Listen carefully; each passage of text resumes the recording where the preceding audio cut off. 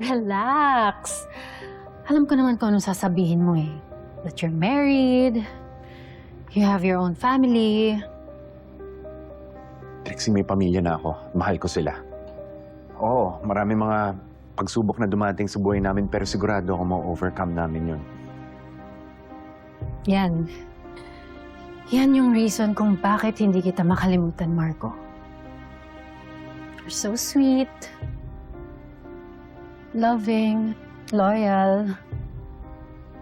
Naalala ko pa nung tayo, hatid sundo mo ako nun kasi wala kang tiwala sa ibang tao. Daig ko pa ang princess nun kasi you made me feel so important. You made me feel so loved. Those were the days. Yeah. Those were the days. And I'd gladly go back to that time kung meron lang time machine. Yung panahon na tayo pa, na akin ka pa.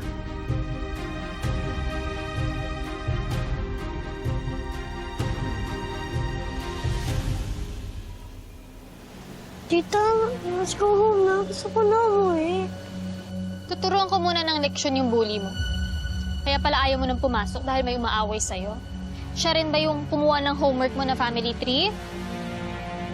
Sagot yung batang yun sa akin. Hoy, bata!